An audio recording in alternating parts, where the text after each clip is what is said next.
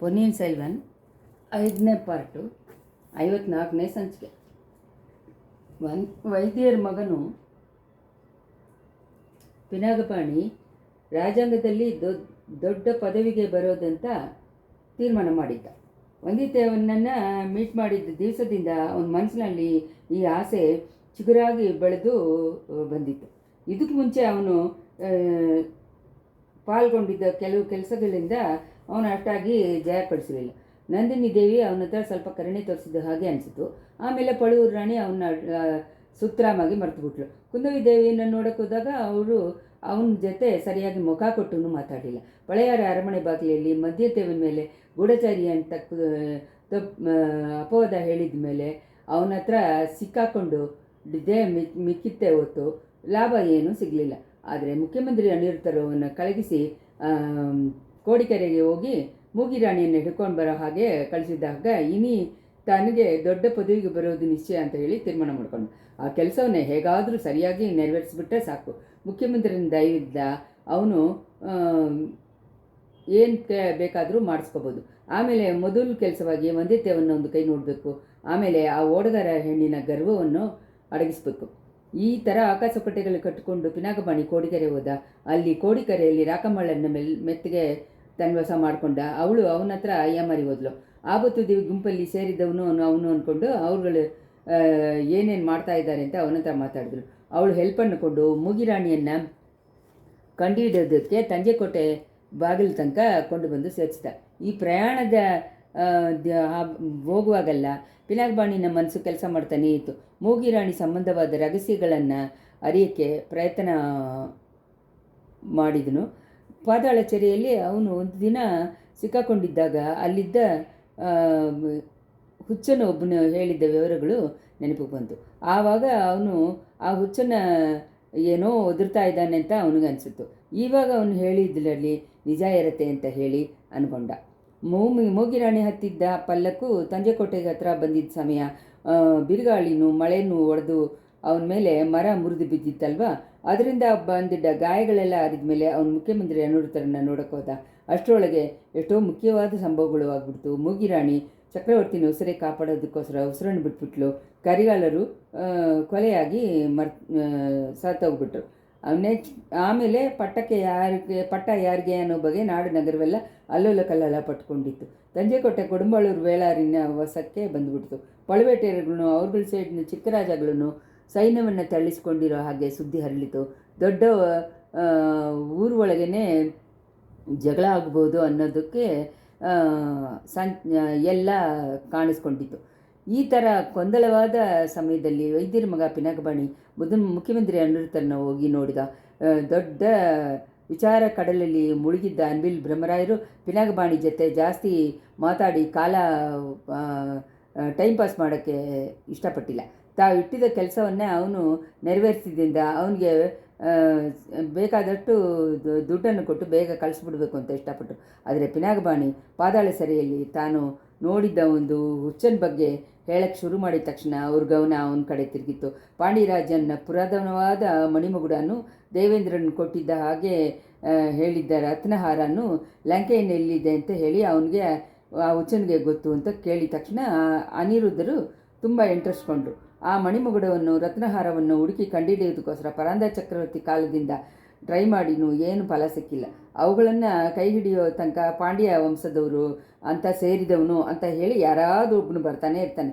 ತಿರುಪುರಮಯದಲ್ಲಿ ಮಧ್ಯರಾತ್ರಿಯಲ್ಲಿ ಒಂದು ಚಿಕ್ಕ ಹುಡುಗನ ಪಾಂಡ್ಯ ಸಿಂಗಾದನಲ್ಲಿ ಕೂಡಿಸಿ ಮಗುಡ ಹಾಕಿದ್ದ ನಾಟಕವನ್ನ ಬಗ್ಗೆ ಅನಿರುದ್ಧರು ಆಳ್ವಾರ್ಕಡಿಯನ್ನ ಮೂಲಕ ತಿಳ್ಕೊಂಡಿದ್ರು. ಈ ಥರ ಯಾರಾದರೂ ಕೆಲವರು ಆವಾಗ ಹೊರಡ್ತಾನೇ ಇರ್ತಾರೆ.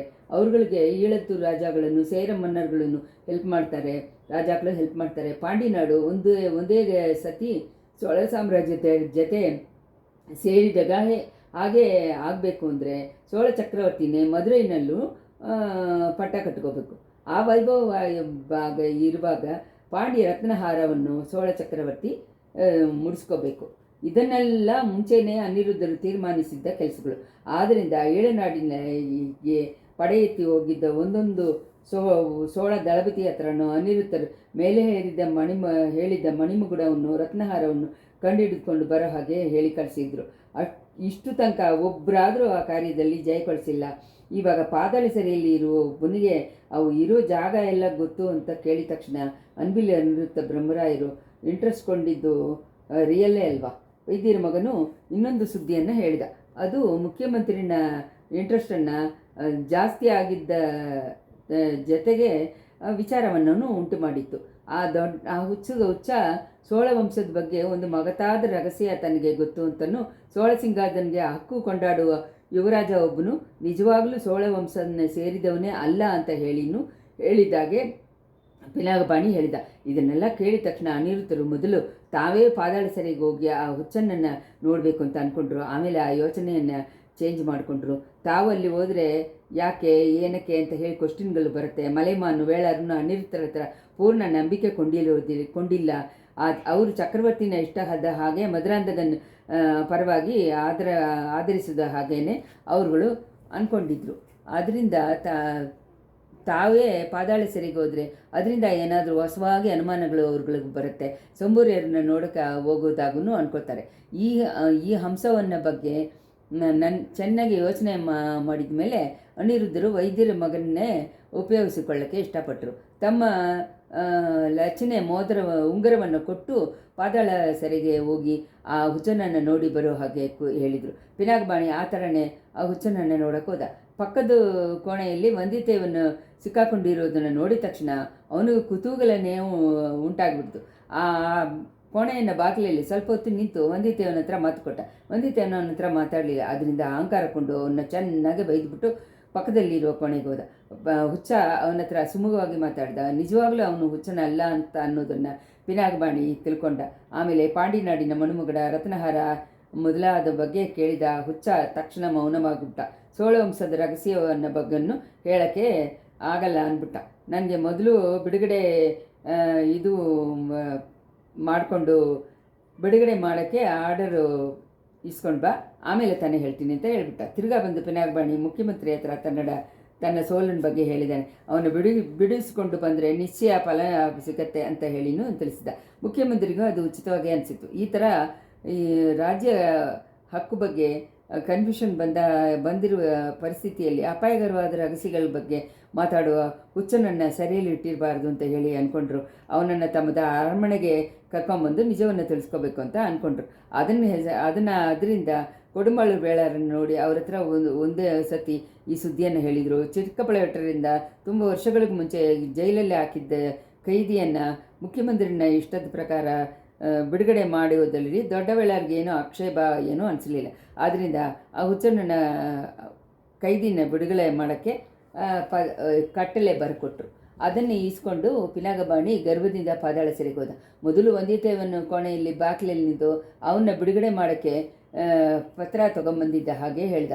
ವಂದಿತೇವನ ಅದನ್ನು ನಿಜ ಅಂತ ಹೇಳಿ ಅವನಿಗೆ ಥ್ಯಾಂಕ್ಸ್ ಹೇಳೋಕ್ಕೆ ಶುರು ಮಾಡಿದ್ದಾನೆ. ತಕ್ಷಣ ಪಿನಾಕಪಾಣಿ ತಾನು ನಿಜವಾದ ಸ್ವರೂಪವನ್ನು ತೋರಿಸಿದ. ವಂದಿತೇವನ ಚೆನ್ನಾಗಿ ಬೈದುಬಿಟ್ಟು ನಿನಗೆ 4 ಕಡೆ ಮೂಲೆಯಲ್ಲಿ ಹ್ಯಾಂಗ್ ಮಾಡೋ ತಾನೇ ನಿನಗೆ ಬಿಡುಗಡೆ ಅಂತ ಹೇಳಿ ಎಗತಾಳ ಮಾಡ್ದ. ಆಮೇಲೆ ಪಕ್ಕದಲ್ಲಿರುವ ಕೋಣೆಗೆ ಹೋಗಿ ಹುಚ್ಚನ ಜೊತೆ ಸುಮೂಗವಾಗಿ ಮಾತಾಡ್ದ. ಅವನ್ನ ಗೋಡೆಯಿಂದ ಸೇರಿಸಿದ್ದ ಚೈನ್ಗಳನ್ನೆಲ್ಲ ಕಿತ್ತುಬಿಟ್ಟ. ಇದು ನಿನಗೆ ಬಿಡುಗಡೆ ಪತ್ರವನ್ನು ತೊಗೊಂಡು ಬಂದಿದ್ದೀನಿ, ಕಟಲೆಯನ್ನು ತೊಗೊಂಡ್ಬಂದಿದ್ದೀನಿ, ಈಗಲಾದರೂ ನಿನ್ಗೆ ಗೊತ್ತಿದ್ದ ರಹಸ್ಯಗಳನ್ನ ಹೇಳ್ತೀಯಾ ಅಂತ ಕೇಳಿದ. ಮುಖ್ಯಮಂತ್ರಿ ಅನಿರುದ್ಧರ ಹತ್ರ ಕರ್ಕೊಂಡೋಗೋಕ್ಕೆ ಮುಂಚೆನೇ ತಾನೇ ಆ ರಹಸ್ಯಗಳನ್ನ ತಿಳ್ಕೊಬೇಕು ಅಂತ ವೈದ್ಯರ ಮಗ ಇಷ್ಟಪಟ್ಟ. ಹುಚ್ಚ ತನ್ನ ಬಿಡುಗಡೆಯನ್ನು ಅಷ್ಟೊಂದು ಉತ್ಸಾಹಗೊಂಡವನಾಗಿ ಕಾಣಲಿಲ್ಲ. ಹೊರಗಡೆ ಹೋಗೋದಕ್ಕೂ ಅವಸರಪಟ್ಟ ಹಾಗೆ ಕಾಣಲಿಲ್ಲ. ಪಿನಾಕಪಾಣಿಯ ಮಾತಿನಲ್ಲಿ ಅಷ್ಟೊಂದು ನಂಬಿಕೆ ಕೊಂಡವನಾಗೂ ಗೊತ್ತಾಗಲಿಲ್ಲ.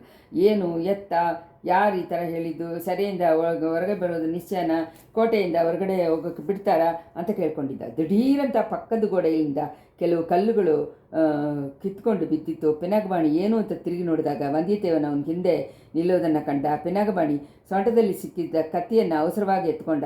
ವಂದಿತೇವನ ಅವನ ಮೇಲೆ ಹಾರಿ ಅವನ ಕತ್ತನ್ನು ಗಟ್ಟಿಯಾಗಿ ಹಿಡ್ಕೊಂಡ. ಕೈಯಿಲ್ಲದಿದ್ದ ಕತ್ತಿಯನ್ನು ತಟ್ಟುಬಿಟ್ಟ. ಇಬ್ಬರೂ ಸ್ವಲ್ಪ ಹೊತ್ತು ಉರುಳಿ ಪರಳಿ ದ್ವಂದ್ವಯುದ್ಧ ಮಾಡಿದರು. ಆ ಸಮಯ ಹುಚ್ಚ ಗೋಡೆಯಲ್ಲಿ ಸಿಕ್ಕಿಸಿದ್ದ ಸಂಗಲಿ ಚೈನೊಂದನ್ನು ಎತ್ತಿ ಪಿನಾಗಬಾಣಿಯನ್ನು ಕತ್ತಲ್ಲಿ ಹಾಕಿ ಟೈಟ್ ಮಾಡ್ದ. ಇಷ್ಟರಲ್ಲಿ 54ನೇ ಸಂಚಿಕೆ ಮುಗಿಯಿತು. ಇವಾಗ 55ನೇ ಸಂಚಿಕೆ. ಕಡಂಬೂರಿಂದ ಚಂದೆ ಪ್ರಯಾಣದಲ್ಲಿ ಮೊದಲು ಪಾರ್ಟಲ್ಲಿ ವಂದಿತೇವನ್ ದೊಡ್ಡದಾಗಿ ಪ್ರಜ್ಞೆ ಇಲ್ಲದೆ ಇದ್ದಿದ್ದ ಇದರಲ್ಲೇ ಇದ್ದ. ಅವನು ಕಟ್ಟೆ ಗಾಡಿಯಲ್ಲಿ ಒಂದರಲ್ಲಿ ಅವನ ಕಟ್ಟಿ ಹಾಕಿದ್ರು. ಕರಿಗಾಲ ಸತ್ತೋಗಿದ್ದ ರಾತ್ರಿ ಹೊಗೆಯನ್ನು ಬೆಂಕಿಯನ್ನು ಅವನ ಅಷ್ಟಾಗಿ ಸೋಲಿಸ್ಬಿಟ್ಟಿತ್ತು.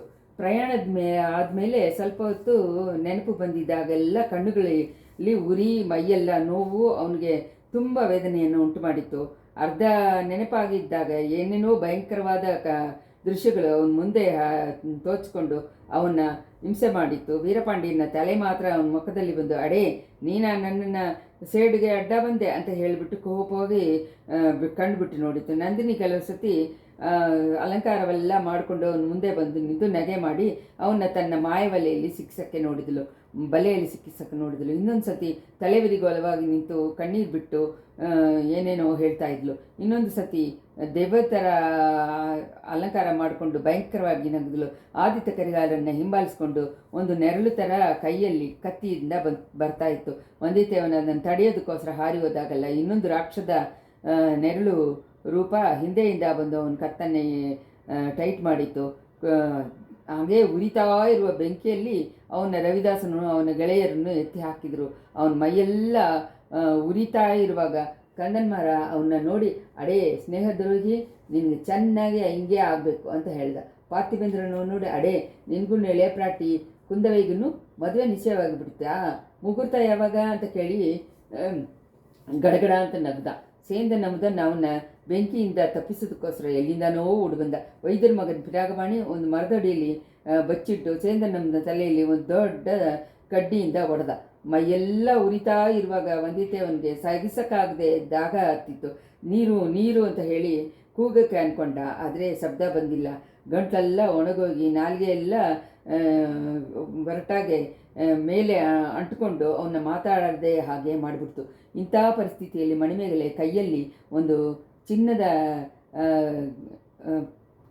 ಪಾತ್ರೆಯಲ್ಲಿ ದೇವಾಮೃತವನ್ನು ಎತ್ಕೊಂಡ್ಬಂದು ಅವನ ಬಾಯಿನಲ್ಲಿ ಹಾಕಿದಳು. ಅವಳಿಗೆ ಅವನ ಥ್ಯಾಂಕ್ಸ್ ಹೇಳೋಕ್ಕೆ ಅನ್ನೋ ಒಳಗೆ ಅವಳು ಕತ್ಲೆಯನ್ನು ಮರೆಯಾಕ್ಬಿಟ್ಲು.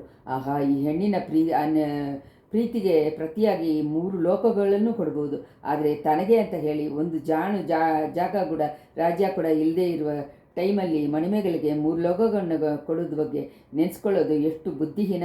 ಅದೋ ಪೂಂಗೊಳ್ಳಿ ನನ್ನ ಲವರ್ಸನ್ನು ನೋಡು ಅಂತ ಹೇಳಿಬಿಟ್ಟು ಕೊಳ್ಳಿಬಾಯಿ ಪಿಸಾಸುಗಳನ್ನು ಅವಳು ಸುತ್ತಿ ತೋರಿಸಿದ್ಲು. ಏನು ಅತಿಶಯವಾದ ಹೆಣ್ಣು, ಈ ಮಣ್ಣು ಲೋಕದಲ್ಲಿ ಸಿಕ್ಕಿ ಯಾಕೆ ಸುತ್ತಾ ಇದೆಯಾ, ಹೊನ್ನು ಲೋಕದಲ್ಲಿ ನೀನನ್ನು ಕರ್ಕೊಂಡೋಗ್ತೀನಿ ನೋಡು ಅಂತ ಹೇಳ್ತಾಳೆ. ಪೊನ್ನಿಯಿನ್ ಸೆಲ್ವನ್ ಇರುವ ಲೋಕಕ್ಕೆ ತಾನೇ ಹೇಳ್ತೀಯಾ ಅಂತ ಅಂದ ವಂದಿತೇವನ್. ತಕ್ಷಣ 4 ಕಡೆಯಿಂದ ಕೊಳ್ಳಿಬಾಯಿ ಪಿಸಾಸುಗಳು ಅವನ್ನ ಬಂದು ಸುತ್ತುಕೊಳ್ಳುತ್ತೆ. ವಂದಿತೇವನ್ನು ಭೀತಿಯಾಗಿ ಕಣ್ಗಳನ್ನು ಮುಚ್ಚಿಕೊಂಡ ಪಿಸಾಸುಗಳು ಅವನ್ನ ಕಟ್ಟಿ ಎತ್ಕೊಂಡೋಗಿ ಕೋಡಿಕೆರೆಯಲ್ಲಿರುವ ಮಣ್ಣ ಬೆಟ್ಟದಿಂದ ಮೇಲೆ ಹತ್ತಿ ಕೆಳಗೆ ಉರುಳಿಸಿಬಿಟ್ಟಿತ್ತು. ವಂದಿತೇವನ್ ಶಾಕಾಗಿ ಕಣ್ಬಿಟ್ಟು ನೋಡಿದ.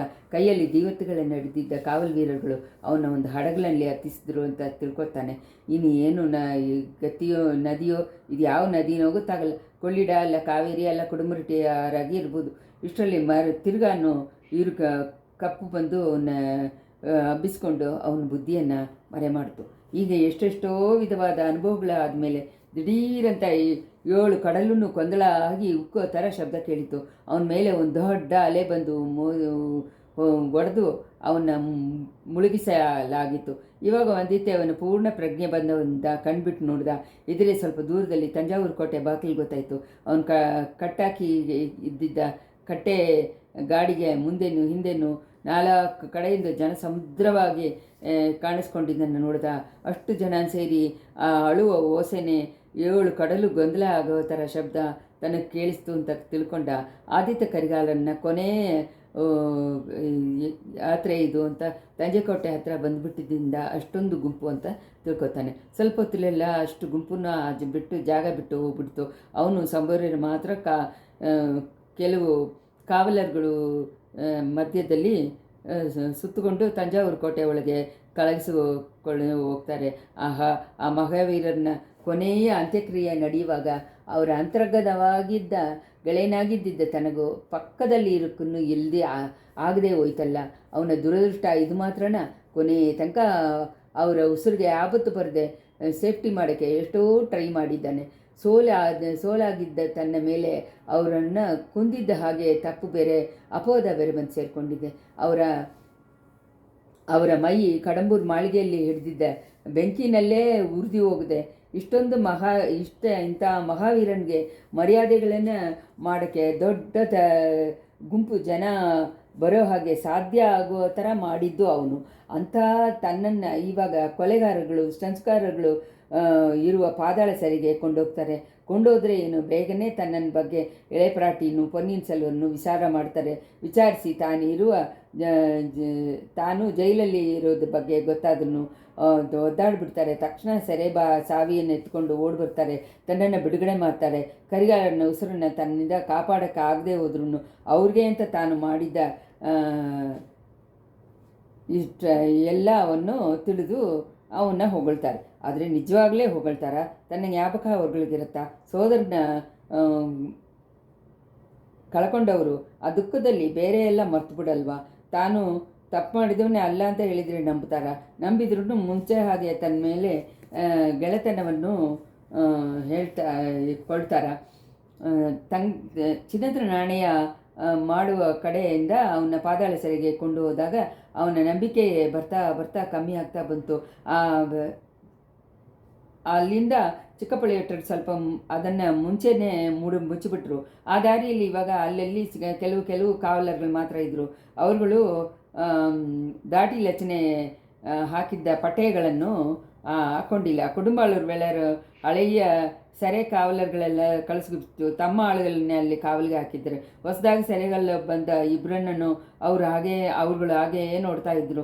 ಒಬ್ಬರಿಂದ ಒಬ್ಬರು ಇವನೇ ಕಡಂಬೂರು ಸಂಬೂರೇನು, ಇವನೇ ವಾಣರುಗಳು ವಂದಿತೇವನು, ಯುವರಾಜನನ್ನು ಕೊಂಡಿದ್ದ ಚಂಡಾಳರುಗಳು ಅಂತ ಹೇಳಿ ಮಾತಾಡ್ಕೊಂಡಿದ್ದು ವಂದಿತೇವನ ಕಿವಿಯಲ್ಲಿ ಬಿತ್ತು.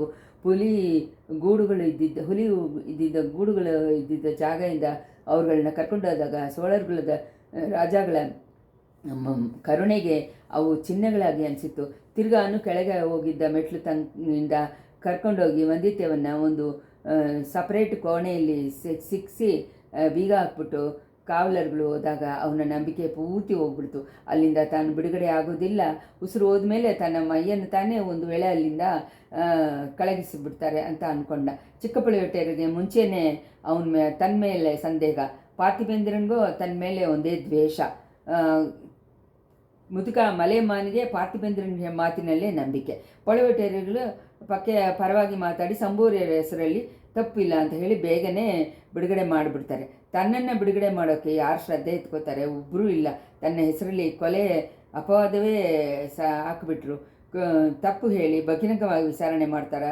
ವಿಚಾರಿಸಿದರೆ ಒಂದು ವೇಳೆ ಅವರು ನಿಜವನ್ನು ಎತ್ತಿ ಹೇಳಬಹುದು. ಇಲ್ಲ ವಿಚಾರಣೆನೇ ಮಾಡಲ್ಲ. ವಿಚಾರಣೆ ಮಾಡಿದರೆ ನಂದಿನಿ ಬಗ್ಗೆನೂ ರವಿದಾಸನ ಗುಂಪಿನ ಬಗ್ಗೆನೂ ನಿಜ ಹೊರಗೆ ಬರಬೇಕಾಗತ್ತೆ. ಅದನ್ನೆಲ್ಲೇ ಯಾರು ಇಷ್ಟಪಡೋದಿಲ್ಲ. ತನ್ನನ್ನು ಆ ಸೆರೆಯಲ್ಲೇ ಇದ್ದು ಸಾಯೋ ಹಾಗೆ ಬಿಟ್ಬಿಡ್ತಾರೆ. ಇಲ್ಲ, ವಿಚಾರಣೆ ಏನೂ ಇಲ್ಲದೆ ಕರಿಗಾಲರನ್ನ ಕೊಂದವನು ಅಂತ ತೀರ್ಮಾನ ಮಾಡಿ 4 ರೋಡ್ ಮಧ್ಯದಲ್ಲಿ ಇಟ್ಟು ಅವನ್ನ ಹ್ಯಾಂಗ್ ಮಾಡಿಬಿಡ್ತಾರೆ. ದೈವವೇ, ಮೊದಲು ತಂಜಾವೂರಿಗೆ ಹೊರಟು ಬಂದಾಗ ಅವನ ಮನಸ್ಸಿನಲ್ಲಿ ಹುಕ್ಕಿ ಹರಿತಾ ಇದ್ದ ಉತ್ಸಾಹ ಏನೆಲ್ಲ ಹಗಲುಗನಸು ಕಂಡುಕೊಂಡಿದ್ದ. ಮುಖ್ಯವಾಗಿ ಕುಡಂದೆ ಜೋದಿಡರ ಮನೆಯಲ್ಲಿ ಇಳೆಪ್ರಾಟಿ ಕುಂದವೆಯನ್ನು ವಾಣತೆಯನ್ನು ಮೀಟ್ ಮಾಡಿದ್ದ. ಅವನು ಎಂಥ ಒಂದು ಕುತೂಹಲ ಕಡಲಲ್ಲಿ ತೇಲ್ತಾ ಇದ್ದ. ತಂಜೆಗೆ ಬಂದ. ಇವಾಗ ಚಿಕ್ಕಪಳ್ಳಿಯಟ್ಟರು ತನ್ನ ಗೂಢಚಾರಿ ಅಂತ ಹೇಳಿ ಅನುಮಾನಪಟ್ಟು ಪಾದಾಳ ಸೆರೆಯಲ್ಲಿ ಹಾಕ್ಬಿಡ್ತಾರೆ ಅಂತ ಹೇಳಿ ಅವನು ಸ್ವಲ್ಪ ಭಯಪಟ್ಟಿದ್ದುಂಟು. ಅದು ಇವಾಗ ಬೇರೆ ಒಂದು ವಿಧವಾಗಿ ನಿಜ ಆಗಿಬಿಡುತ್ತಲ್ಲ. ಆಕಾಶದಲ್ಲಿ ಉಲ್ಲಾಸವಾಗಿ ಹೋಗ್ತಾ ಇದ್ದಿದ್ದ ಒಂದು ಹಕ್ಕಿಯನ್ನು ತಗೊಂಡೋಗಿ ಹಕ್ಕಿನ ಥರ ಬಾಳು ನಡೆಸ್ಕೊಂಡಿದ್ದ ತನ್ನನ್ನು ಇಷ್ಟು ಕತ್ಲೆಯಿಂದ ಕೋಣೆಯಲ್ಲಿ ಹಾಕಿ ಬೀಗ ಹಾಕ್ಬಿಟ್ರಲ್ಲ. ಇದರಿಂದ ತನ್ನಿಂದ ಎಷ್ಟು ಕಾಲ ಇರೋಕ್ಕಾಗತ್ತೆ? ಆಗಲ್ಲ. ಉಸಿರನ್ನು ಬಿಡುತ್ತೆ. ಏನಾದರೂ ಆದಷ್ಟು ಬೇಗ ದಾರಿ ಹುಡುಕಬೇಕಾಗಿದೆ. ಈ ಥರ ಎಲ್ಲ ಅಂದ್ಕೊಂಡು ಒಂದೇ ಸೋತೋಗಿ ಅವನು ಕೂತಿದ್ದ ವಂದಿತೇವ. ಇಂಥ ಸಮಯದಲ್ಲಿ ಪಕ್ಕದ ಕೋಣೆಯಲ್ಲಿ ಯಾರೋ ಗಂಟ್ಲನ್ನು ಅಂತ ಮಾಡೋ ಥರ ಇತ್ತು. ಸ್ವಲ್ಪ ಹೊತ್ತಿನ ಕಠೋರವಾದ ಧ್ವನಿಯಲ್ಲಿ ಪೊನ್ನಾರ್ ಮೇನಿಯೇನೆ ಅಂತ ದೇವರ ಹಾಡು ಕೇಳಿತ್ತು. ಅವನಿಗೆ ತಕ್ಷಣ ಚೇಂದನಮ್ಮನ ಜ್ಞಾಪಕ ಬಂತು. ಹಾಡಿದವನು ಅವನ್ನೆಲ್ಲ ಚೇಂದನಮ್ಮನ ಧ್ವನಿ ದೈವೀಗವಾದ ಇಂಪಾದದ್ದು. ಇವಾಗ ಹಾಡಿದ್ರೊಂದು ಹಾಡುವವನು ಧ್ವನಿ ಕರ್ಣ ಕಠೋರವಾಗಿದ್ದು. ಆದ್ರೂ ಅದೇ ಹಾಡನ್ನು ಈ ಪಾತಾಳ ಸೆರೆಯಲ್ಲಿರುವನು ಹಾಡುವ ಕಾರಣ ಏನು? ಶಿವ ಕಿವಿಯಿಂದ ಕೇಳೋಕ್ಕಾಗಲಿಲ್ಲ. ಪಾತಾಳ ಸೆರೆಯಲ್ಲಿ ಸಿಕ್ಕಿರುವುದು ಸಾಲದು ಅಂತ ಈ ಅಪೂರ್ವವಾದ ಸಂಗೀತವನ್ನು ಕೇಳುವ ಪನಿಷ್ಮೆಂಟ್ ಬೇರೆನಾ? ಯಾರಪ್ಪ ಅಲ್ಲಿ ಅಂತ ಹೇಳಿದ ಒಂದಿತ್ತು. ನಾನು ಹುಚ್ಚ ಅಂತ ಹೇಳಿದ. ಆನ್ಸರ್ ಬಂತು. ಅಪ್ಪ ಹುಚ್ಚ, ಕರುಣೆ ತೋರಿಸಿ ನಿನ್ನ ಹಾಡನ್ನು ನಿಲ್ಲಿಸು. ಯಾಕೆ ನನ್ನ ಹಾಡು ನಿನಗೆ ಇಷ್ಟ ಆಗಿಲ್ವಾ? ಇಷ್ಟ ಇಲ್ಲದೆ ಏನು, ನಿನ್ನ ಹಾಡು ನನಗೆ ತುಂಬ ಇಷ್ಟ ಆಗುತ್ತೆ.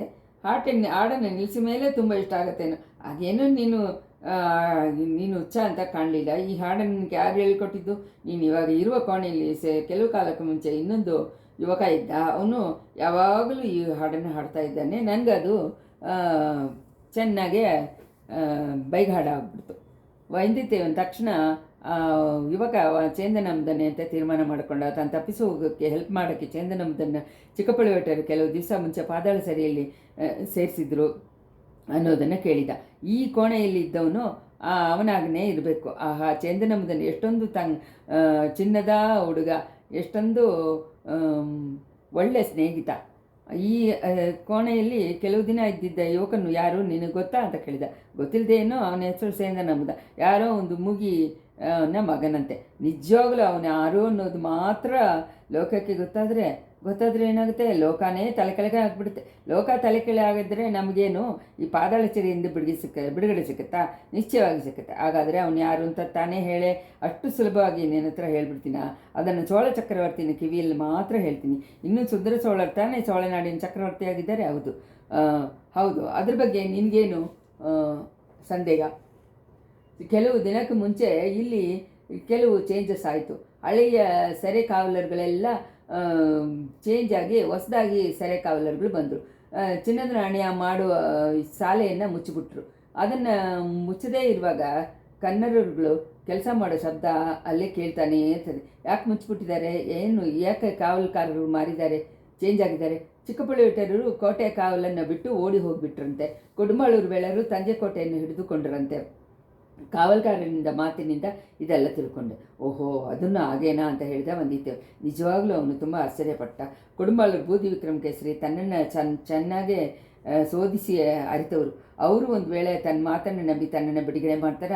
ಅವರಿಂದ ಅದು ಹೇಗೆ ಆಗುತ್ತೆ? ಯಾರ ಅಳತೆನೇ ಆಗುತ್ತೆ? ಯುವರಾಜರ ಕರಿಹಾಲನ್ನು ಕೊಂದವನು ಅಂತ ಹೇಳಿ ಅಪೋದ ಹೇಳಿದ್ದವನ್ನ ಯಾರು ತಾನೇ ಅಷ್ಟು ಬೇಗ ಬಿಡುಗಡೆ ಮಾಡ್ತಾ ಹಾಕತ್ತೆ? ಏನು ತಮ್ಮ ಮೌನವಾಗಿಬಿಟ್ಟೆ? ತಿರ್ಗಾನು ಹಾಡೋಕ್ಕೆ ಶುರು ಮಾಡಲ ಅಂತ ಆ ಹುಚ್ಚನು ಗಂಟ್ಲನ್ನು ಹಿಂಗೆ ಅಂತ ಮಾಡಿಕೊಂಡ. ಬೇಡ ನೀನು ಹೇಳಿದ್ದನ್ನ ಬಗ್ಗೆ ಯೋಚನೆ ಮಾಡ್ಕೊಂಡಿದ್ದೀನಿ. ಚೇಂದನಮ್ಮದನ್ನು ಆ ಮೂಗಿನ ಮಗ ಅಲ್ಲ ಅಂತ ಹೇಳಿದೆಯಲ್ಲ, ಆಮೇಲೆ ಅವನು ಯಾರಾಗಿರುತ್ತೆ ಅಂತ ಯೋಚನೆ ಮಾಡಿದೆ. ಆ ಮಾತನ್ನು ಬಿಟ್ಬಿಟ್ಟು ಬೇರೆ ಏನಾದರೂ ಹೇಳು. ನೀನನ್ನು ಯಾತಕ್ಕೋಸ್ಕರ ಹುಚ್ಚ ಅಂತ ಹೇಳ್ಕೋತೀಯ? ಇಲ್ಲಿ ಬಂದವರು ಎಲ್ಲರೂ ನನ್ನನ್ನು ಹುಚ್ಚ ಅಂತ ಹೇಳ್ತಾಯಿದ್ರು ಅಂತ. ಅದರಿಂದಾನೆ ಯಾಕೆ ಆ ಥರ ಅವ್ರುಗಳೆಲ್ಲರೂ ಹೇಳ್ತರು? ಈಳದಲ್ಲಿ ಪಾಂಡ್ಯ ವಂಶದ ಮನುಮಗುಡನು ದೇವೇಂದ್ರನ್ ಕೊಟ್ಟ ರತ್ನಹಾರನ್ನು ಇರೋ ಜಾಗ ನನಗೆ ಗೊತ್ತು ಅಂತ ನನ್ನನ್ನು ಬಿಡುಗಡೆ ಮಾಡಿದರೆ ಅವು ಇರೋ ಜಾಗ ಹೇಳ್ತೀನಿ ಅಂತ ಇಲ್ಲಿ ಬರೋರ ಹತ್ರ ಎಲ್ಲ ನಾನು ಹೇಳೋದುಂಟು. ಅದರಿಂದ ನನ್ನನ್ನು ಹುಚ್ಚ ಅಂತಾರೆ. ನಿನ್ನನ್ನು ಹುಚ್ಚ ಅಂತ ಹೇಳಿದವರೇ ನಿಜವಾಗ್ಲೂ ಹುಚ್ಚರು. ನೀನು ನನ್ನ ಮಾತನ್ನು ನಂಬ್ತೀಯ? ಪರಿಪೂರ್ಣವಾಗಿ ನಂಬುತ್ತೀನಿ. ಆದರೆ ನಾನು ನಂಬಿ ಏನು ಪ್ರಯೋಜನ? ನಿನಗೆ ನನ್ನಿಂದ ಏನು ಹೆಲ್ಪ್ ಮಾಡೋಕ್ಕಾಗಲ್ವಲ್ಲ? ಹಾಗೆ ಹೇಳ್ಬೇಡ. ನೀನು ಇವಾಗ ಇರೋ ಕೋಣೆಯಲ್ಲಿ ಸಿಕ್ಕಿಸಿದವರೆಲ್ಲರೂ ಬೇಗ ಬಿಡುಗಡೆ ಆಗಿ ಬಿಡೋದು ಅಭ್ಯಾಸವಾಗಿದ್ದಿದೆ ಅಂತ ಹೇಳಿದೆ. ಅದೇನು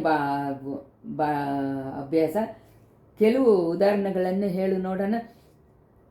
ಯಾರೋ ವೈದ್ಯರು ಮಗ ಒಬ್ಬನು ಪಿನಾಗಬಾಣಿ ಅನ್ನೋನು ನಿನ್ನ ಇದರಲ್ಲಿ ಕೋಣೆಯಲ್ಲಿ ಸಿಕ್ಕಿಸಿದ್ರು. ಅವನ್ನ ಪಳುವೂರು ರಾಣಿ ನಂದಿನಿ ದೇವಿ ಬಂದು ಬಿಡುಗಡೆ ಮಾಡಿ ಕರ್ಕೊಂಡೋದ್ರು. ಆ ಕೋಣೆಯಲ್ಲೇ ಚೇಂದನಮ್ಮದನಿದ್ದ. ಅವನ್ನ ಕುಂದವಿ ದೇವಿನೂ ಕೊಡುಂಬಾಳೂರು ರಾಣಿ ಬಂದು ಬಿಡುಗಡೆ ಮಾಡಿದರು. ಒಂದಿತ್ತವನು ಹೆಸರು ಬಿಟ್ಬಿಟ್ಟು ಆ ಥರ ನನ್ನನ್ನು ಬಂದು ಬಿಡುಗಡೆ ಮಾಡೋಕ್ಕೆ ಯಾವ ರಾಣಿನೂ ಯುವರಾಣಿನೂ ಬರೋದಿಲ್ಲ ಅಂತ ಹೇಳಿದೆ. ಹಾಗಾದರೆ ನಾನೇ ನಿನ್ನನ್ನು ಬಿಡುಗಡೆ ಮಾಡ್ತೀನಿ ಅಂದ ಪಕ್ಕದ ಕೋಣೆಯಲ್ಲಿದ್ದು. ಇವಾಗ ತಾನೇ ನೀನು ನಿಜವಾಗ್ಲೂ ಹುಚ್ಚ ಅಂತ ಹೇಳಿ ಅನ್ನೋಕ್ಕಾಗೆ ಮಾತಾಡ್ತಾ ಇದೆಯಾ ಅಂತ ಅಂದ ವಲ್ಲವರೇನು ಬಂದಿತ್ತೇವೆ. ಇಲ್ಲ, ನನ್ನ ಮಾತನ್ನು ನಂಬು, ಬೇರೆ ದಾರಿ ಇಲ್ಲ. ನಿನ್ನ ನಂಬಿತಾನೇ ತೀರಬೇಕು. ಹಾಗಾದರೆ ಇವತ್ತು ಕಾವಲರುಗಳು ಬಂದು ನಮಗೆ ಊಟ ಕೊಡುವಾಗ ಕೊಟ್ಟುಬಿಟ್ಟು ಹೋಗೋ ತನಕ ತಾಳ್ಮೆಯಿಂದ ಇರು ಅಂತ ಹೇಳಿದ ಹುಚ್ಚ ಅನ್ನುವ ಹೆಸರು ಕೊಂಡವನು. ಇಷ್ಟರಲ್ಲಿ 55ನೇ ಸಂಚಿಕೆ ಮುಗಿಯಿತು.